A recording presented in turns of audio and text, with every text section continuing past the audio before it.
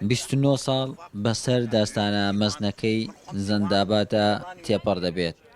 ئەو داستانەی ڕژێمی بەعەز گەورەترین زیانی تیادا بەرکەوت کە ویستی وەک کاردانەوەیەک بۆ ڕاپەڕینی ناوچەی گەرمیان لە جلەولاوە هێرش بکاتە سەر کڵۆجۆ و زەندابات و دواتر کەلار و ناوچەکانی. ئێمە هاتین قوواتێکم لێدانە و 6 نەفرم نارە سەر ئەو گردە ئەوە تەپەی کڵانی پێژن و ئەیتر ڕاستە خۆی ئەمەش لە بناری ئەو هینەوە هاتین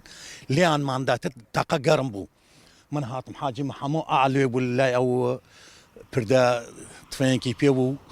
بەرامبەری جێشەکەی گردو و پێشمەرگە لەم ناوە بڵاوی کردو ئاوە وە بنارەوە هاتین ئەیرە دەبابە بووبان ئەمجادا. من لە بناری ئەو هینانەوە هاتین بە مەفرەدەیەکی چاکەوە ئاوها ڕۆیشتین هەتا قڵا نەوەستین لە قڵا سیارێکمان لێ گلە داوە شۆفلێتێکمان لیان گلە داوە کەوتنە شوێنیان بیرۆداری وەحاصل شکانەوە وەختێشکان ڕۆیشتنە تاکو تقریبان نێزگ ئاوایی شێخباوە لە ئاوای فەرەژبەندەر وێتیان نانیەکی نیوەڕۆمان خوارد وەڵا ڕۆیشتنە تا نێزگ هێنت ئەو دار قڵم تۆزەکانی لای معدانەکان ئەلێتر تۆزێ مەقاومەمان کرد جێشەکە لە بەردەمان مجاهدینشی وا بزانم تیا بوو حزبی بەعض زۆر بۆوانتر دەباوەم بەبابێت زۆر وەم ناوەکشی دەوا و دەبابەکان ئێمە پشتمان گرتن وەختی پشتماگرێمان پشتیان شکیا هەنێکیش عشار وتەوزیعم کرد وتم کەس تەقەنەکە تادێ ئەو شەوە من مابوومەوە لە کڵۆجۆ چکە خەڵک زیاتر ئەگەڕایەوە بۆ کەلار بەیانی زوو لەگەڵ شەبەقا گوێم لە دەنگی دەبابە بوو هەڵسام دوو فشەکەم کردە سەر ئاوایە وتم ژن و مناڵ دەربچێت حکوومەت هات ئیتریەوە شواشوالیا چەند چەکدارێکی تر پیا بوون و خەڵکی دیەکە تەنانەت بە ژن و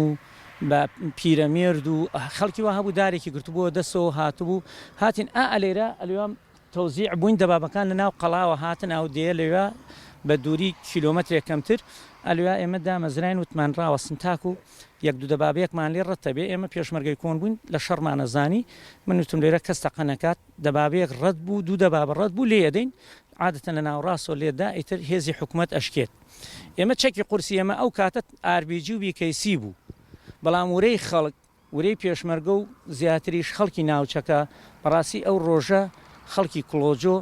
خەڵکی زەنابات ئەم دەوروبەرە سەلماندیان کە چەند پاڵپشتی هێزی پێشمەرگە بوون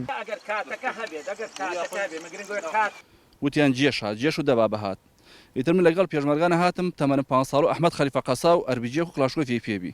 نەیەش من بێم هەر وەلی هاتوتم بەخوا هەرتیم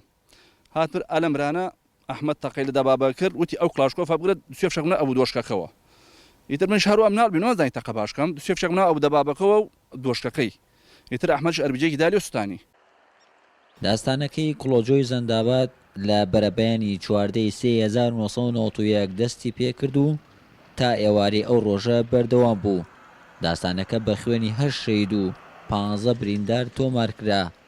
بەڵام 8 دەبابە ڕژێم سوێنرا و زیاتر لە 70 دیل و کوژراوی هێزەکانی ڕژێمی بەعەز کەوتە دەست پێشمەرگە و جەماوەری کڵۆجۆ. شاهۆی ئیبراهیم، گەلی کوردستان، کڵۆجۆی زەندابات.